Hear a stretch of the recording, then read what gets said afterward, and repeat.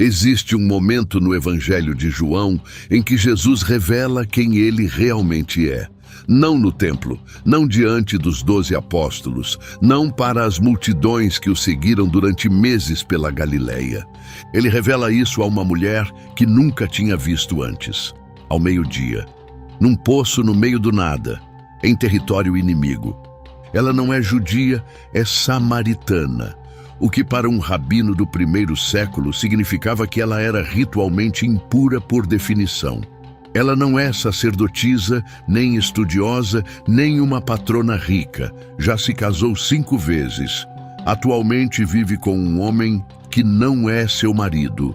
Está tirando água sozinha na hora mais quente do dia, porque as outras mulheres da sua aldeia se recusam a tirar água com ela.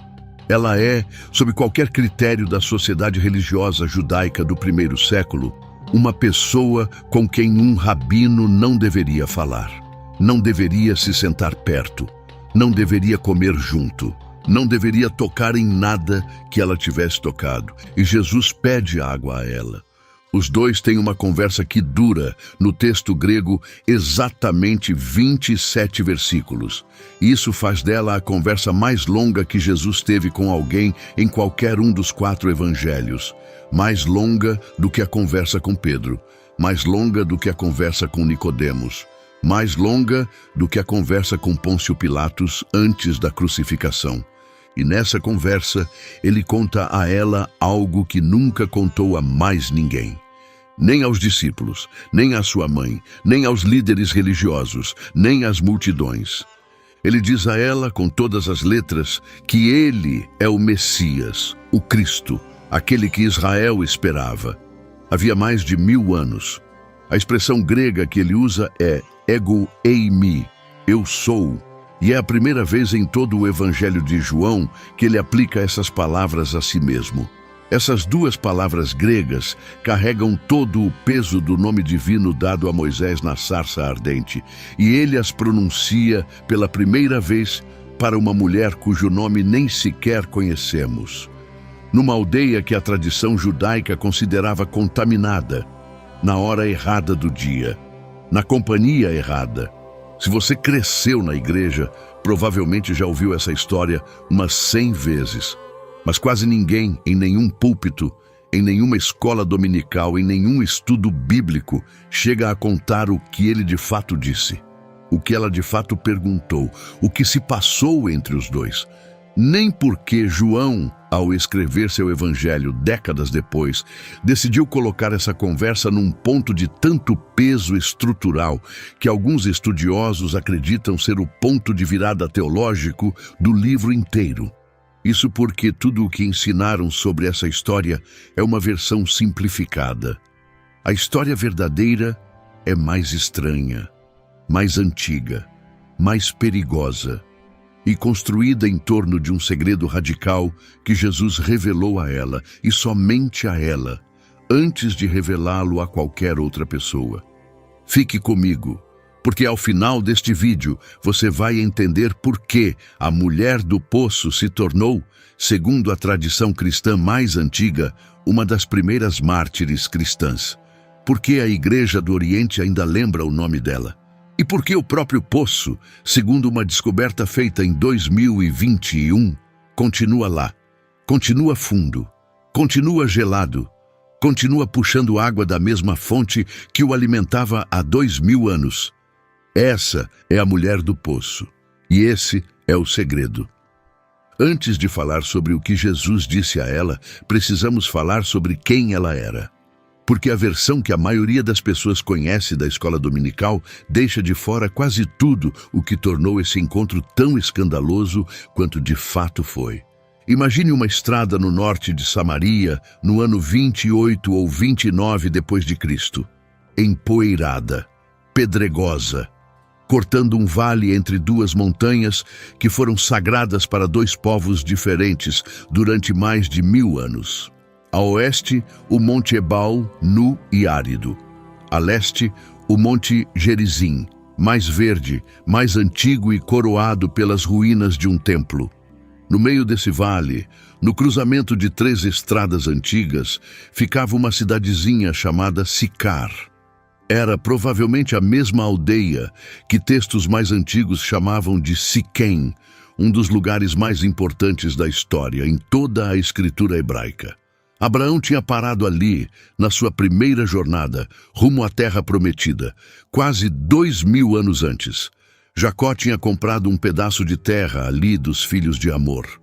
Os ossos de José, trazidos do Egito depois do Êxodo, tinham sido enterrados ali.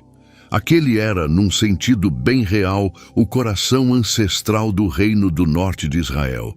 E logo fora dessa cidade, numa terra que Jacó tinha comprado e José tinha herdado, havia um poço, fundo, revestido de pedra, fresco, mesmo no calor do dia, alimentado por uma nascente subterrânea que nunca tinha secado. Segundo a tradição local, o próprio Jacó o tinha cavado. O que faria dele, na época de Jesus, algo com cerca de 1700 anos. Os samaritanos que viviam em Sicar tiravam água desse poço toda manhã e toda tarde. Esse era o ritmo comum da vida na aldeia no antigo Oriente Médio.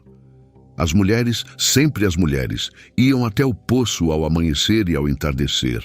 Era um evento social, um encontro, a única hora do dia em que as esposas e filhas da cidade podiam conversar entre si sem os maridos por perto. O poço era o lugar onde a comunidade acontecia, onde a fofoca corria solta, onde os casamentos eram arranjados, onde reputações eram construídas, onde reputações eram destruídas. E dentro desse mundo entrou uma mulher que veio ao poço ao meio-dia. Esse detalhe não é acessório. O texto grego especifica o horário. Era a 6ª hora, o que na contagem judaica das horas do dia significava meio-dia. Metade do dia, a hora mais quente, mais brilhante e mais sofrida de todo o dia, especialmente no Vale Samaritano, onde o sol batia nas rochas de calcário e transformava o ar num forno. Ninguém tirava água ao meio-dia, não por escolha. A água ficaria morna até chegar em casa. A caminhada de volta era exaustiva. As roupas ficariam encharcadas de suor. Toda pessoa sensata da aldeia tirava a água no frescor da manhã ou no frescor da tarde. Então, por que essa mulher estava no poço ao meio-dia? A leitura mais consistente entre os estudiosos, e aqui combina com tudo o que o texto nos diz sobre ela, é que ela estava ali ao meio-dia porque não podia ir em nenhum outro horário. Não podia ir quando as outras mulheres iam, não podia ficar naquela roda, não podia participar daquela conversa. Alguma coisa a respeito dela, algo que todos na aldeia sabiam, a tinha isolado do ritmo diário da comunidade. E quando Jesus a encontra, descobrimos o quê?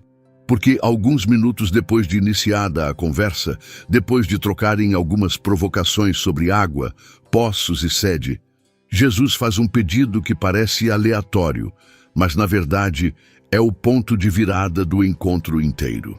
Ele diz: vá, chame seu marido e volte. Ela responde: não tenho marido. E Jesus diz algo extraordinário.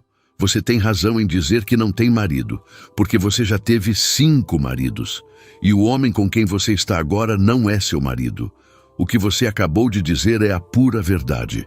5 maridos e um companheiro em casa que não é o 6º. A leitura tradicional da escola dominical dessa passagem é que a mulher era, em português atual, uma adúltera de repetição, uma mulher com um passado sexual escandaloso, uma pecadora no sentido sexual em que o cristianismo ocidental se concentrou durante séculos. Mas essa leitura provavelmente está errada, ou pelo menos incompleta. Isso porque na sociedade samaritana do primeiro século, uma mulher não pedia divórcio. Nunca. Só os homens podiam pedir divórcio, o que significa que, em quase todos os cenários que o mundo antigo previa para uma mulher acabar com 5 maridos anteriores, ela não escolheu deixar nenhum deles. Ou eles morreram, ou eles a abandonaram. ou eles a expulsaram por motivos que iam da infertilidade a uma discussão sobre a comida. Segundo a lei rabínica judaica da época, e a lei samaritana era parecida, um homem podia se divorciar da esposa por ela ter queimado o jantar. Não é exagero. O tratado rabínico Gittin preserva debates sobre quais motivos exatamente contavam para o divórcio. E a escola de Hillel, dominante no primeiro século, decidiu que um homem podia se divorciar da esposa por praticamente qualquer motivo que quisesse. O que significa que a mulher do poço, quase certamente, não era uma pecadora promíscua, era uma sobrevivente. 5 homens tinham se afastado dela, ou morrido, ou a expulsado. E o homem com quem ela vivia naquele momento, o 6º, não tinha se comprometido em casar com ela. Provavelmente porque, àquela altura da vida dela, nenhum homem faria isso. Ela era, aos olhos da sociedade samaritana do primeiro século, mercadoria estragada, rejeitada, marcada.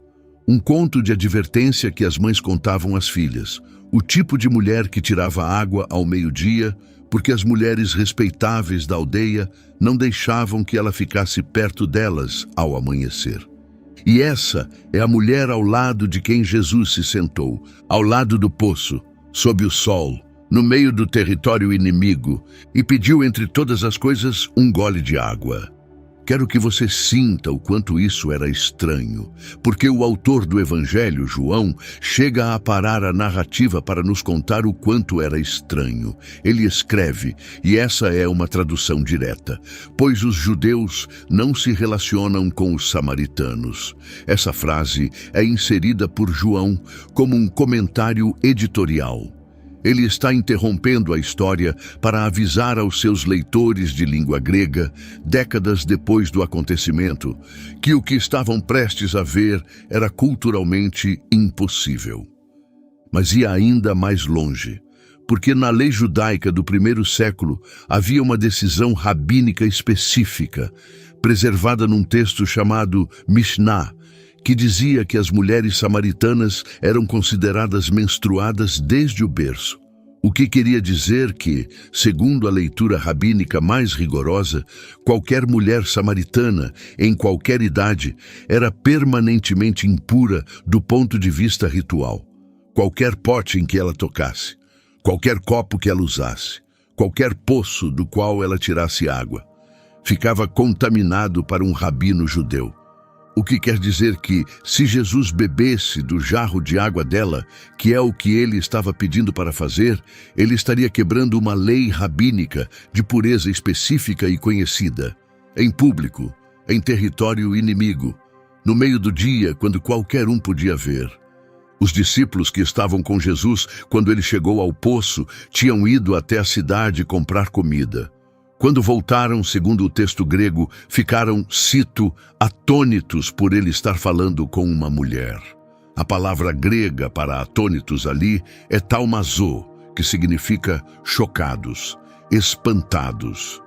O queixo caiu, não porque ele estava falando com uma samaritana, não porque ele estava falando com uma pessoa impura, mas especificamente, João nos conta, porque ele estava falando com uma mulher. Um rabino não falava com uma mulher em público, nem com a própria esposa, nem com a própria filha. Muito menos com uma mulher desconhecida que ele nunca tinha visto antes. Isso era, na cultura rabínica, considerado inadequado, até mesmo perigoso.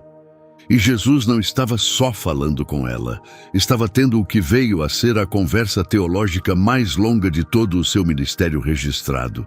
Agora é aqui que a história começa a ficar estranha, porque se você ler de fato o que ele disse a ela, frase por frase, em grego, começa a notar uma coisa que a maioria das traduções apaga.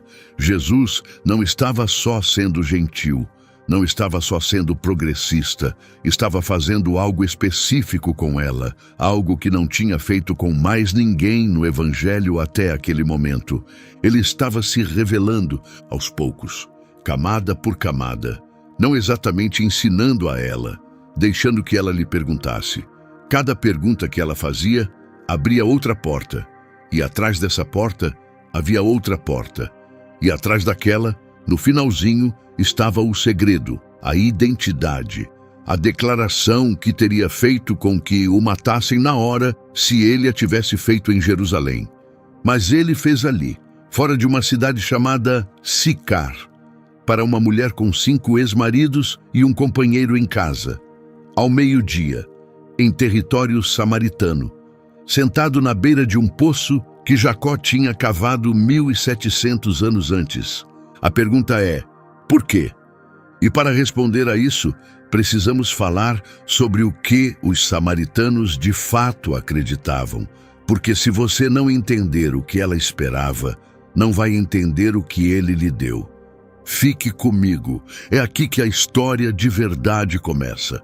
A maioria das pessoas, quando ouve a palavra samaritano, pensa na parábola do bom samaritano, um estranho que ajudou um homem espancado na estrada, um símbolo de bondade inesperada. O que quase ninguém sabe é que os samaritanos não eram apenas um grupo étnico sobre o qual Jesus resolveu falar. Eles eram uma civilização religiosa totalmente separada, com o próprio sacerdócio, com o próprio templo, com a própria versão da Bíblia e com o próprio ódio amargo e milenar pelos judeus. Para entender o quanto era amargo e o quanto era antigo, precisamos voltar até o século 8 a.C. No ano 722 a.C., o Império Assírio invadiu e destruiu o reino do norte de Israel. Os assírios eram a potência militar mais brutal que o mundo antigo já tinha visto. Eles deportaram a população israelita, espalhando-a pelo império, e repovoaram a terra de Samaria com estrangeiros vindos da Babilônia, de Cuta e de outros territórios conquistados. Esses estrangeiros se casaram com os israelitas que restaram. E ao longo dos séculos seguintes, essa população mista se desenvolveu naquilo que ficou conhecido como os samaritanos. Os judeus do Reino do Sul, o Reino de Judá, sobreviveram. Foram por fim deportados para a Babilônia no século 6 a.C., mas voltaram. E quando voltaram, se recusaram a reconhecer os samaritanos como companheiros israelitas. Consideravam-nos contaminados, mestiços, vira-latas religiosos que tinham perdido a pureza da fé ancestral. Os samaritanos, é claro, viam a coisa de outro jeito. Acreditavam ser o verdadeiro remanescente de Israel, que a forma da religião deles era mais antiga, mais pura e mais autêntica do que aquilo que os judeus tinham desenvolvido depois da Babilônia. Aceitavam apenas os primeiros 5 livros da Bíblia como escritura, que chamavam de Torá samaritana. Rejeitavam os profetas, rejeitavam os salmos, rejeitavam os livros históricos. Qualquer coisa escrita depois de Moisés não era aceita como escritura. E tinham a própria montanha sagrada, não o Monte Sião, onde ficava Jerusalém, mas o Monte Gerizim, ali mesmo no vale de Sicar. Acreditavam que Abraão quase tinha sacrificado Isaque no Monte Gerizim, não no Monte Moriá. Acreditavam que o verdadeiro templo de Deus deveria ter sido construído no Monte Gerizim, não em Jerusalém. E no século 5 a.C., eles de fato o construíram, um templo rival, numa montanha rival, numa capital rival. Durante 400 anos, esse templo samaritano se manteve de pé no Monte Gerizim, até por volta do ano 128 a.C., quando um rei judeu chamado João Hircano levou um exército ao norte, destruiu o templo samaritano e o incendiou. Os samaritanos nunca o reconstruíram, mas também nunca perdoaram. Quando Jesus encontrou a mulher no poço, as ruínas daquele templo eram visíveis do lugar em que estavam sentados, ainda fumegando metaforicamente na memória coletiva de todo samaritano do vale. No primeiro século, os 2 povos se odiavam do jeito específico em que só parentes próximos conseguem se odiar. Falavam línguas parecidas, tinham costumes parecidos. liam os mesmos primeiros 5 livros da Bíblia, mas se recusavam a comer juntos, se recusavam a adorar juntos, se recusavam a casar entre si. E quando Jesus, um rabino judeu, se sentou no poço de Jacó e pediu água a uma mulher samaritana, ele estava atravessando uma fronteira que estava fechada havia 800 anos. Agora, aqui está o que torna a história ainda mais estranha. Os samaritanos, apesar de tudo isso, ainda esperavam um Messias. Só tinham outra palavra para ele. Chamavam-no de Taheb, o que, em aramaico samaritano, quer dizer aquele que retorna, ou o restaurador. Segundo a expectativa samaritana, o Taheb seria um profeta como Moisés, que viria no fim dos tempos. Ele revelaria todas as coisas, restauraria a adoração verdadeira no Monte Gerizim e traria os samaritanos de volta ao seu devido lugar como o verdadeiro povo escolhido de Deus. O Taheb samaritano não era exatamente o mesmo que o Messias judeu, mas era próximo o bastante para que os dois conceitos se sobrepusessem de maneiras interessantes e, o que é fundamental, ao contrário do Messias judeu, do qual se esperava que fosse um rei da linhagem de Davi, do Taheb samaritano se esperava que fosse um profeta na tradição de Moisés. Alguém que lhes contaria coisas, revelaria coisas, ensinaria coisas, restauraria coisas. Por isso, quando a mulher do poço começa a ter uma discussão teológica com Jesus sobre qual montanha é o lugar certo para se adorar, e Jesus responde, revelando algo a ela sobre a natureza de Deus, ela não conecta na hora o que ele está dizendo ao Messias judeu. Conecta ao Taheb. Ela diz, e essa é uma tradução direta do grego: sei que o Messias está por vir, aquele chamado Cristo. Quando ele vier, vai nos explicar tudo. Essa frase, ele vai nos explicar tudo, é uma expectativa bem específica dos samaritanos. Não é o que a maioria dos judeus acreditava sobre o Messias judeu. Os judeus esperavam que o Messias conquistasse, governasse e restaurasse Israel. Os samaritanos esperavam que o Taheb explicasse, ensinasse e revelasse. E ela está expressando a versão samaritana dessa esperança. Está dizendo a esse rabino judeu, na prática, podemos discordar sobre montanhas e sobre adoração, mas quando o nosso restaurador chegar, ele vai resolver essa discussão. E é aí que Jesus diz a frase que muda tudo. Ego eimi, holalon soi, eu sou, aquele que fala com você. Sei que isso soa como uma frase simples, mas cada palavra dela está fazendo um trabalho teológico enorme. E para entender o porquê, precisamos olhar para o que ele de fato disse, para o que aquilo ecoava e para o motivo pelo qual esse foi o momento que João escolheu para colocar a primeira autorrevelação clara de Jesus em todo o seu evangelho. Mas antes de chegar a isso, preciso fazer uma pausa por um instante. Porque se você está assistindo a este vídeo e achando útil, se quer mais vídeos que se aprofundem nas histórias que a igreja aplainou, nos detalhes que se perdem em sermões dominicais, nas línguas antigas que escondem teologias inteiras, clique em inscrever-se. Este canal existe para trazer de volta o lado estranho da Bíblia. E o algoritmo só mostra isto a mais pessoas se você tocar naquele botão. Beleza, vamos voltar, porque o que Jesus diz em seguida é uma das frases mais explosivas dos evangelhos. A expressão grega ego eimi significa, ao pé da letra, eu sou. 2 palavras. Tempo presente. Primeira pessoa do singular.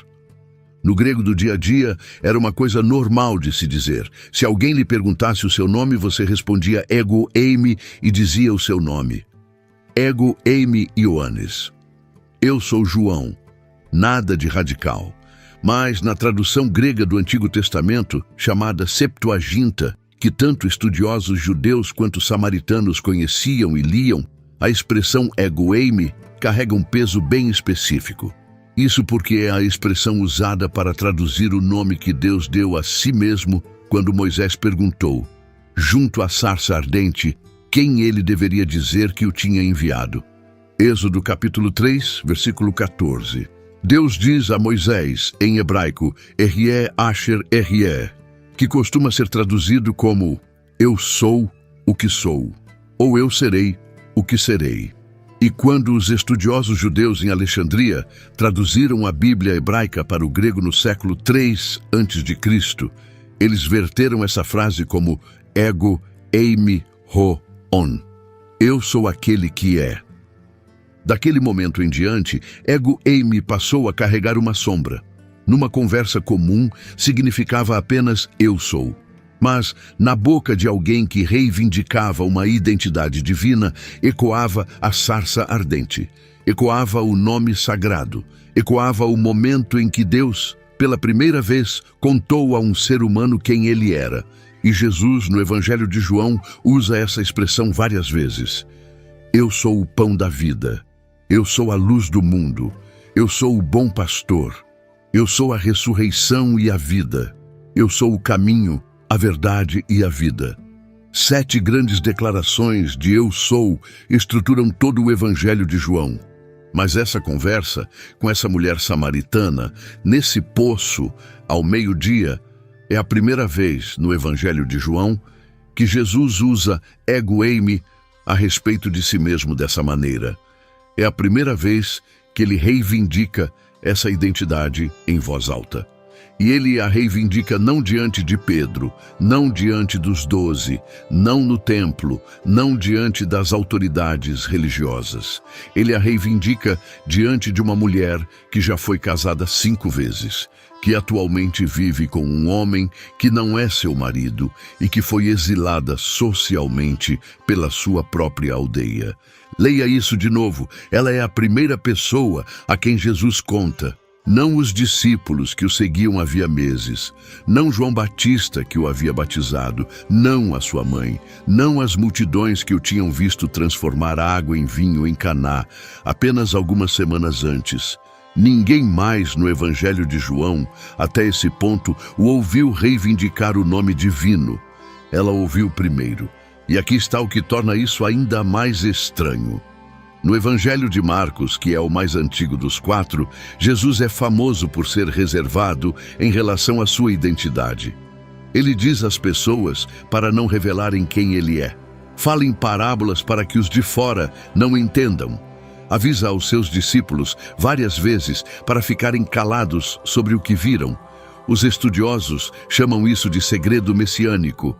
É o padrão, nos evangelhos sinóticos, de Jesus esconder deliberadamente sua identidade da maior parte das pessoas ao seu redor. Mas, no poço de Jacó, em território samaritano, para uma mulher sem formação teológica e sem posição social, ele abre o segredo por completo. Ele conta a ela, o que significa uma de duas coisas. Ou João está apresentando um ponto teológico sobre quem merece receber a revelação. Ou Jesus de fato contou a ela primeiro, e João, escrevendo décadas depois, preservou essa memória histórica porque para ele ainda era chocante. As duas leituras funcionam, e as duas leituras dizem a mesma coisa a respeito da mulher do poço. O que quer que estivesse acontecendo naquela conversa, ela estava pronta para aquilo de um jeito que ninguém mais no Evangelho estava.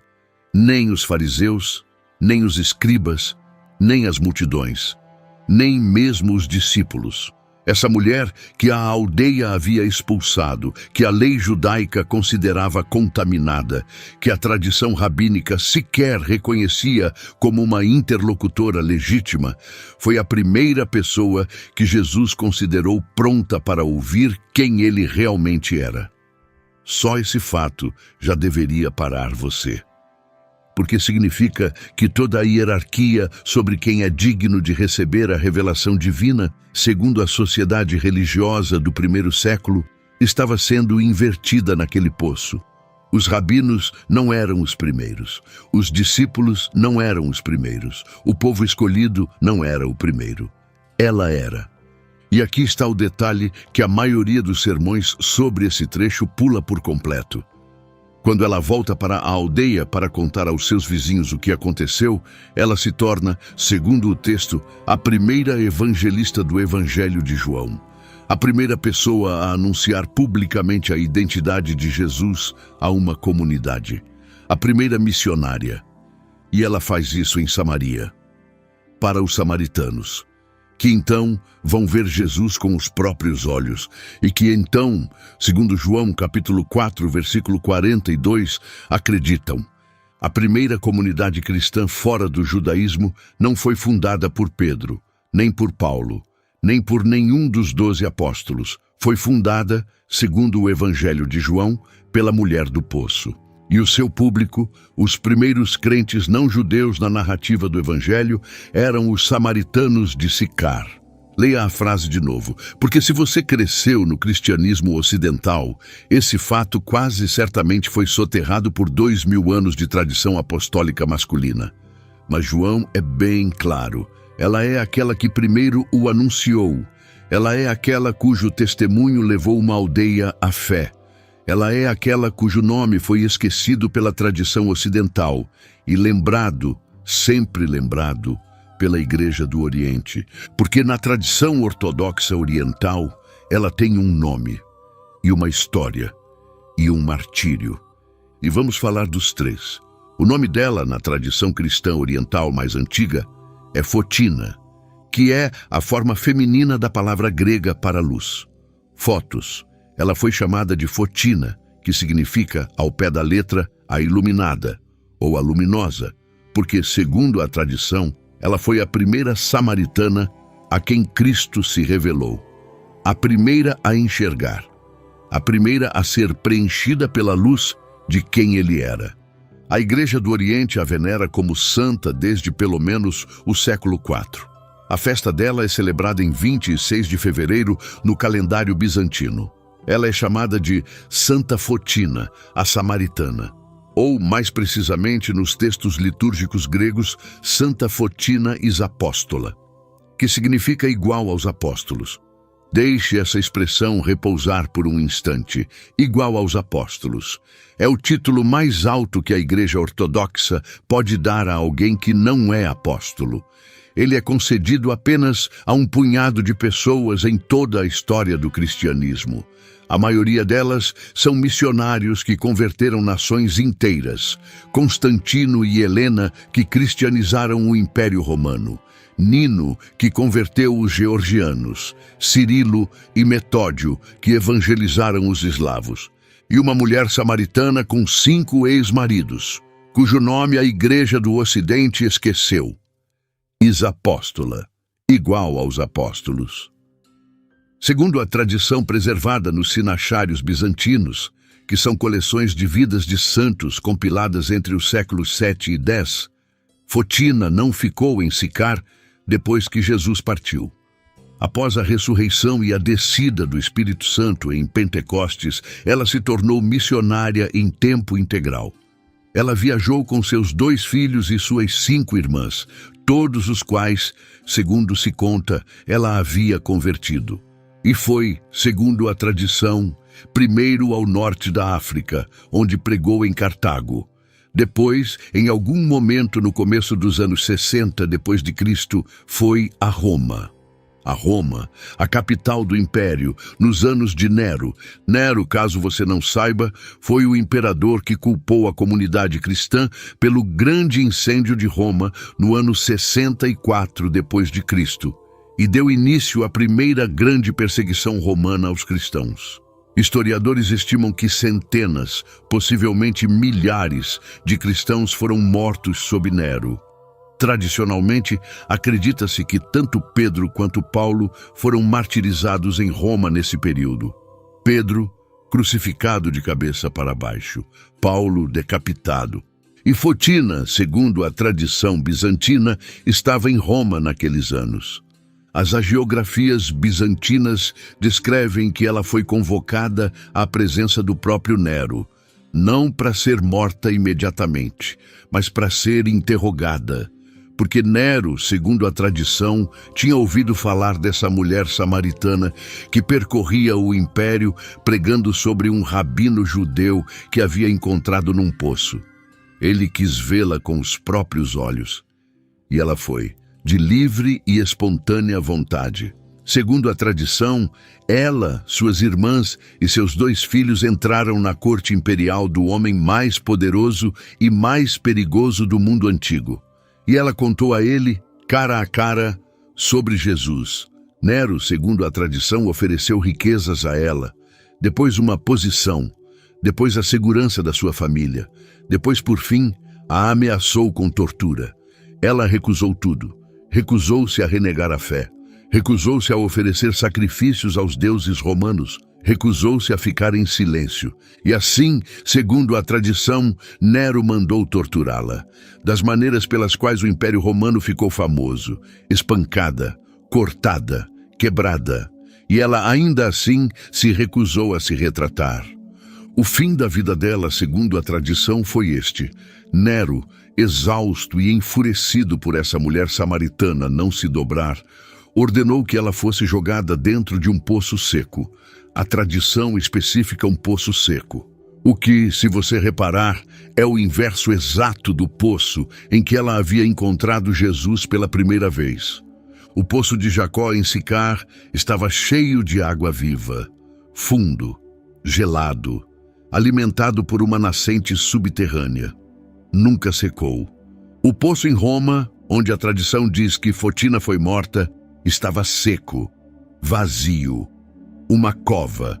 E dizem que ela morreu dentro dele, em algum momento por volta do ano 66 depois de Cristo, cerca de 37 anos depois da conversa dela com Jesus. Se essa história é histórica, ou se é uma lenda devocional posterior, não temos como verificar. O que sabemos é que a Igreja Ortodoxa Oriental a venera como mártir desde, pelo menos, o século V, e que no Oriente a história dela nunca foi esquecida. Só no Ocidente ela se tornou anônima, a mulher do poço. Mas no Oriente ela é Fotina, a iluminada, igual aos apóstolos, primeira evangelista de Samaria, mártir em Roma. Não apenas uma pecadora vagamente arrependida que por acaso encontrou Jesus. Uma testemunha, uma missionária, uma figura fundadora da igreja primitiva, cuja ausência na tradição ocidental nos diz mais sobre o que foi cortado do que sobre o que de fato aconteceu.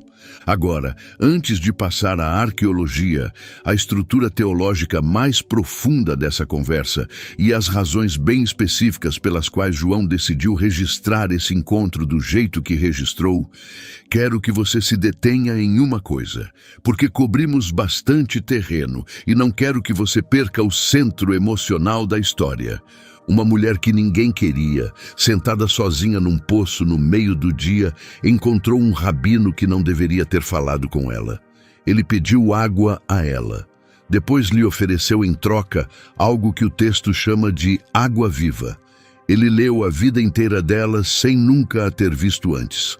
Ao final da conversa, disse a ela que ele era o Messias que ela esperava. Ela deixou o jarro de água no poço, correu de volta para a aldeia, contou às pessoas que a haviam expulsado que tinha encontrado um homem que lhe disse tudo o que ela já havia feito. Elas foram lá para ver com os próprios olhos. 2 dias depois, segundo João, a aldeia inteira tinha passado a crer num rabino judeu, em território samaritano, por causa do testemunho de uma mulher que naquela manhã era a pessoa mais desonrada da cidade. Foi isso que aconteceu no Poço de Jacó, à luz do dia, numa estrada entre 2 montanhas que se odiavam havia 800 anos. Agora, deixa eu te mostrar o que torna essa história ainda mais estranha. Porque o poço ainda está lá.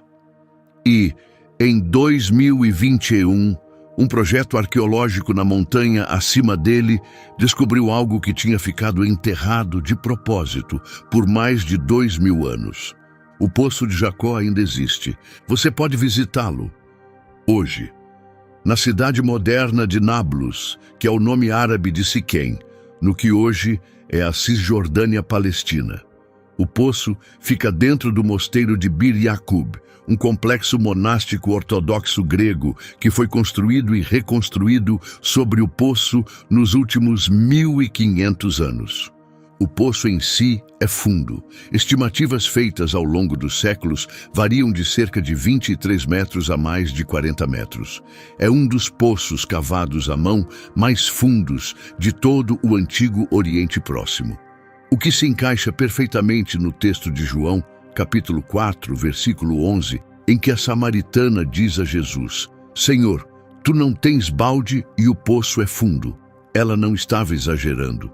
O poço era e é extraordinariamente fundo. O revestimento de pedra no topo do poço foi datado por arqueólogos como sendo de algum momento por volta do 1º século antes de Cristo. O fundo do poço, onde uma nascente subterrânea ainda o alimenta, é muito mais antigo. Ninguém sabe ao certo quando o poço foi cavado originalmente, mas a tradição local, preservada por samaritanos, judeus e cristãos, sempre o identificou com o patriarca Jacó. O que significa que na época de Jesus, ele já era considerado um lugar antigo, um poço sagrado, um ponto de referência. Peregrinos cristãos começaram a visitar o poço no século IV, exatamente na época em que Constantino legalizou o cristianismo. Eusébio de Cesareia o menciona. Egéria, a peregrina espanhola, descreve tê-lo visitado nos anos 380. Imperadores bizantinos construíram igrejas sobre ele. Os cruzados as reconstruíram nos anos 1100. Os otomanos praticamente as ignoraram.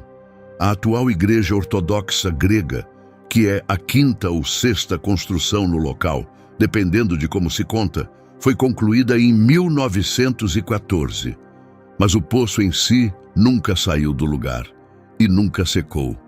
Em 2000 anos, segundo todos os relatos, ele continuou puxando água fresca e gelada da mesma nascente subterrânea que o alimentava nos dias de Jesus.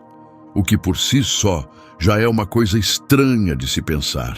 Se você acredita na história, então, em algum lugar na memória geológica daquele vale montanhoso, existe água que veio da mesma nascente que encheu o jarro de uma mulher que conversou com Jesus. Água que continua subindo, água que nunca parou. Mas aqui está o que torna o lugar ainda mais estranho. Em 2021, um levantamento arqueológico liderado por Israel no Monte Gerizim, a montanha que se ergue sobre o poço, publicou os resultados de uma escavação de vários anos das ruínas do antigo templo samaritano. Aquele que tinha sido destruído por João Hircano em 128 a.C. E o que eles encontraram mudou o modo como os estudiosos entendem a geografia do encontro no Poço de Jacó. A escavação confirmou que o templo samaritano no Monte Gerizim tinha sido enorme, muito maior do que se acreditava antes. A sua área rivalizava com o tamanho do segundo templo em Jerusalém. Foi o centro religioso e político da vida samaritana durante 400 anos. E após a destruição no século II a.C., as ruínas permaneceram visíveis, de pé, sem serem limpas, como uma cicatriz permanente na paisagem de Samaria. O que significa que, quando Jesus e a mulher do poço tiveram a sua conversa sobre qual montanha era o lugar certo para adorar, eles não estavam tendo um debate teológico abstrato.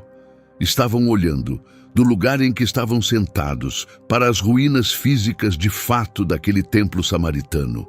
A pilha de pedras, as colunas quebradas, as fundações expostas do que um dia tinha sido o coração pulsante da fé samaritana. Ele estava sentado no poço ancestral de Jacó. Ela estava em pé ao lado do poço do qual o seu povo tirava água havia 1700 anos. E acima deles, na linha da encosta, estava a ruína queimada de tudo o que a nação dela acreditava sobre a adoração, sobre Deus e sobre si mesma. Agora volte e leia o que ele diz a ela. Mulher, acredite, chega a hora em que vocês adorarão o Pai nem neste monte, nem em Jerusalém. Deus é Espírito, e aqueles que o adoram devem adorá-lo em espírito e em verdade. Ele não está fazendo um ponto teológico genérico. Está olhando para as ruínas. Está apontando fisicamente para o que o povo dela havia perdido. E está lhe dizendo algo ainda mais radical do que ela espera. As velhas montanhas não importam mais, nem a sua, nem a nossa. O lugar não é o ponto. O lugar nunca foi o ponto. O que Deus quer não é um templo numa montanha. O que Deus quer é um coração que adore em espírito e em verdade. Foi uma bomba jogada nos dois lados de uma guerra religiosa de 800 anos entre judeus e samaritanos. Ele estava numa só frase, desmontando toda a base teológica do conflito. Estava dizendo a ela, e através dela, aos dois povos: essa discussão que vocês travam há séculos sobre onde adorar acabou. Porque a adoração não é mais um lugar, é uma pessoa. E ele é essa pessoa, e ela é a primeira a quem ele conta. A arqueologia do lugar confirma o que o texto sugere, que não era um lugar qualquer, que a conversa não era só um momento bonito entre dois desconhecidos, que a geografia física daquele vale, o poço, a montanha, o templo em ruínas, fazia parte do significado do que Jesus estava dizendo. Ele escolheu esse lugar, escolheu essa mulher, escolheu esse momento. E o que ele revelou a ela, no poço, foi dinamite teológica para as duas nações, porque ele estava lhe dizendo que o futuro da adoração não pertencia ao templo em Jerusalém, e não pertencia ao templo em ruínas do Monte Gerizim. Pertencia a algo para o qual nenhuma teologia antiga tinha uma categoria, uma pessoa, em quem a presença de Deus vivia, que você podia encontrar, com quem você podia conversar, a quem você podia reconhecer. E ela o reconheceu antes de todos os outros, antes de os discípulos terem entendido, antes de Pedro confessar que ele era o Cristo em Cesareia de Filipe, o que acontece bem mais adiante nos evangelhos sinóticos, antes de João Batista ter compreendido por completo, antes de a própria mãe dele o ter ouvido dizê-lo em voz alta. Uma mulher samaritana, num poço, ao meio-dia, em território inimigo, foi a primeira a ouvir as palavras: Ego eimi, eu sou, aquele que fala com você. Esse é o segredo radical. Foi isso que ele contou a ela, e somente a ela, antes de qualquer outra pessoa. Não apenas que ele era o Messias, mas que ele era o cumprimento de tudo aquilo que as duas nações esperavam, e que a sua vinda significava o fim das guerras das montanhas, o fim das rivalidades entre templos, o fim da amargura antiga que tinha definido a vida inteira dela, porque se ele era quem dizia ser, então ela e os seus inimigos judeus, a partir daquele momento, iriam adorar o mesmo Deus, do mesmo jeito, através da mesma pessoa. E era a última coisa que ela teria esperado. E é exatamente por isso que ela acreditou nele. Porque a mente não consegue inventar uma verdade que desmonta os seus próprios alicerces. Ela tinha ido ao poço naquele dia sem esperar nada. Ela saiu do poço naquele dia acreditando que o Messias de dois povos inimigos era um só homem. E que ela, justamente ela, tinha sido a primeira a saber. Agora vamos ao coração da questão. Por que essa história manteve o seu poder por 2000 anos? Porque não se trata só dela, e não se trata só dele. Trata-se do que o encontro revela sobre o modo como Deus escolhe se dar a conhecer.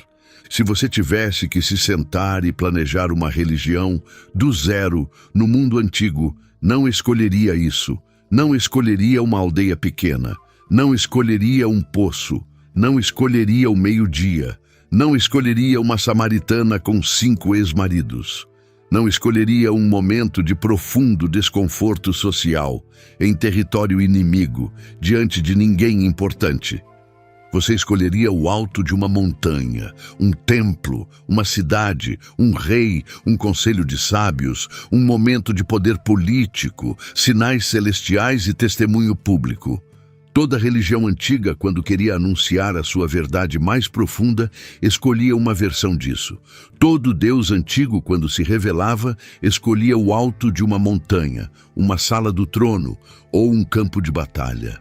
Era assim que a revelação divina supostamente funcionava no mundo antigo. Grande, alta, pública, inconfundível. E João, ao escrever o seu evangelho décadas depois dos acontecimentos, mostra a nós algo completamente diferente. O momento em que Jesus revela quem ele é, pela primeira vez em toda a história, acontece na banalidade de um poço de aldeia, para uma mulher comum, sem prestígio, ferida socialmente, no meio de um dia quente, quando ninguém estava olhando. Ninguém a teria escolhido, ninguém teria escolhido esse momento, ninguém teria escolhido esse lugar. E é justamente por isso que João o escolheu. Ele está nos contando algo sobre o modo como Deus aparece no mundo. E não é do jeito que os antigos esperavam.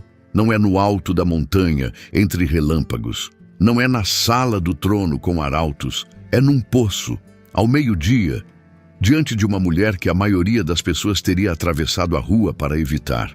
Se isso não é uma mensagem radical, no primeiro século ou em qualquer outro, eu não sei o que é. E fica mais radical quando você repara em mais um detalhe do texto.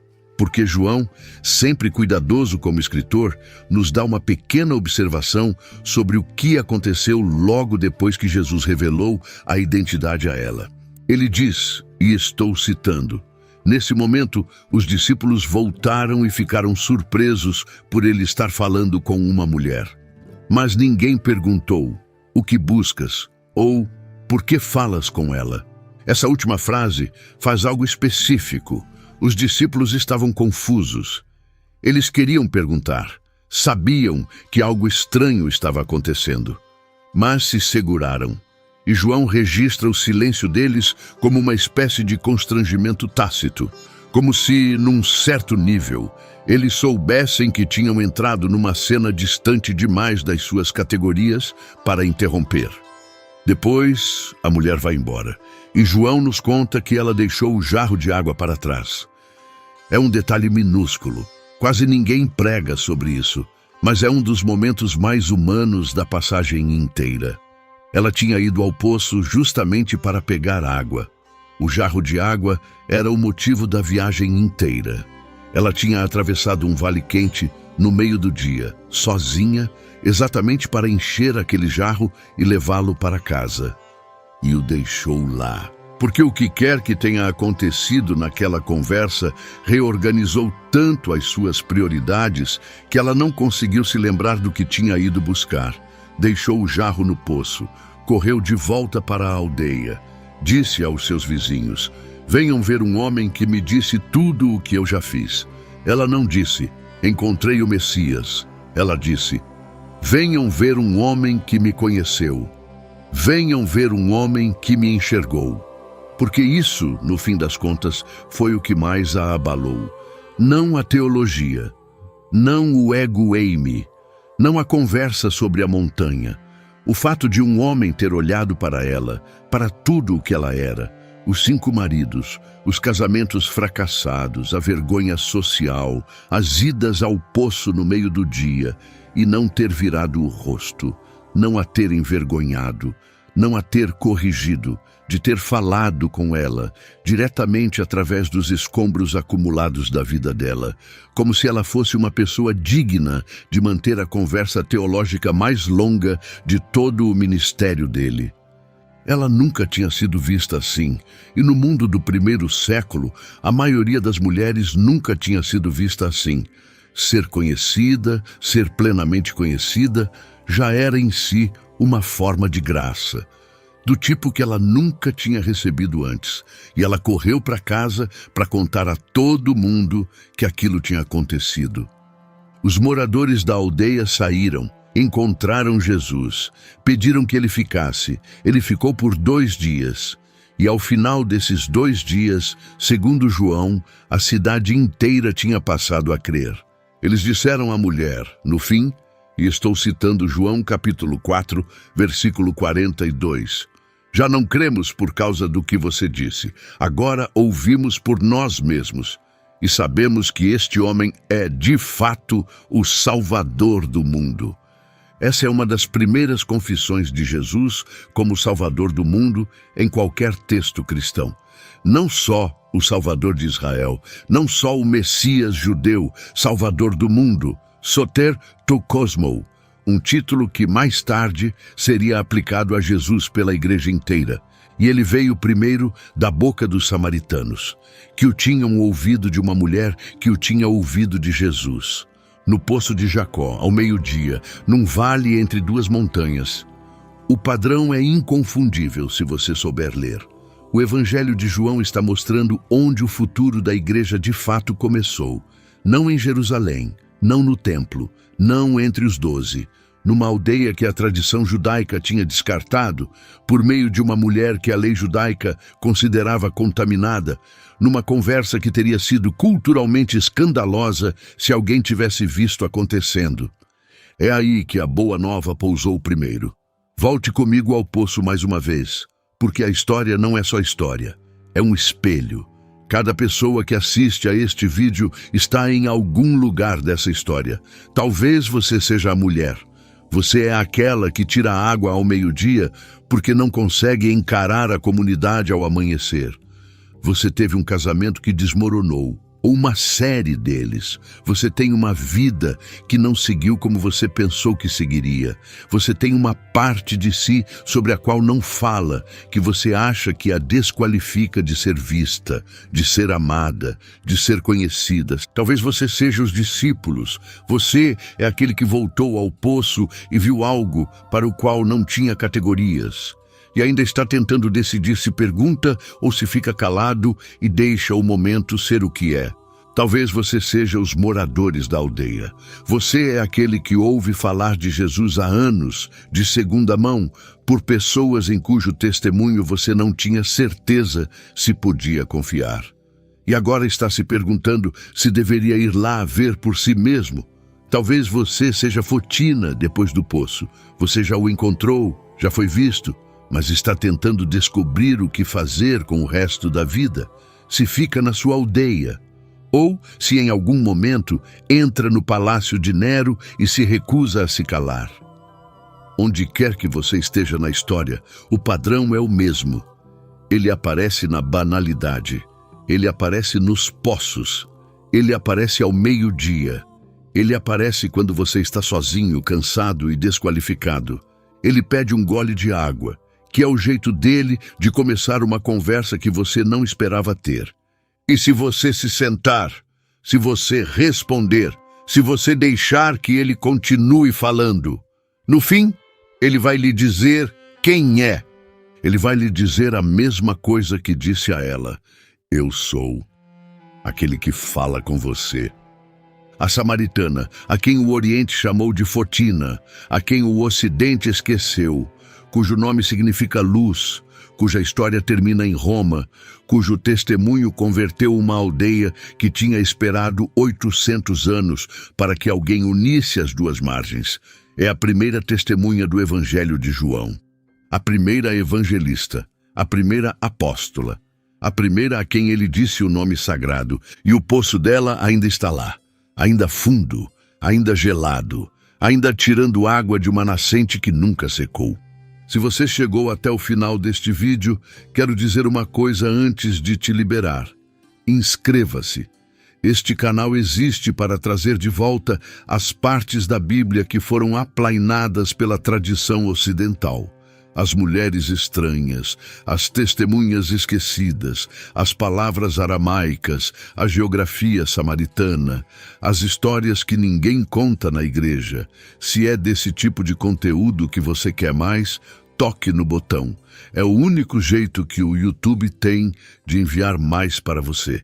Mas antes de ir a qualquer outro lugar, fique com esta imagem. Uma mulher num poço, ao meio-dia, sozinha, tirando água que não queria tirar, numa cidade que a tinha expulsado, num país que odiava o país dela, num momento em que nada importante era para acontecer. E um homem lhe pediu um gole de água. Foi daí que surgiu a primeira confissão gentia de Jesus como Salvador do mundo. Foi aí que a guerra religiosa de 800 anos entre judeus e samaritanos começou a acabar. Foi aí que as fronteiras sobre quem podia receber a revelação divina foram, pela primeira vez no Evangelho de João, derrubadas em público, num poço, no meio do nada, diante de uma mulher com quem a maioria dos rabinos não teria falado. Agora vai encontrar o seu próprio poço, onde quer que ele esteja, seja quem você tiver se tornado, seja qual for a versão de si que você tenha evitado ao meio-dia. Vá se sentar perto dele e escute, porque se a história estiver certa, se qualquer parte disso for verdade, existe uma voz que está esperando para ter uma conversa com você. Não numa montanha, não num templo, não num espetáculo público, num poço, ao meio-dia, quando você achava que ninguém estava olhando, ele está lhe pedindo um gole de água. E o que ele quer lhe dar em troca, se você permanecer na conversa por tempo suficiente, é exatamente o que deu a ela: o seu nome, a sua identidade.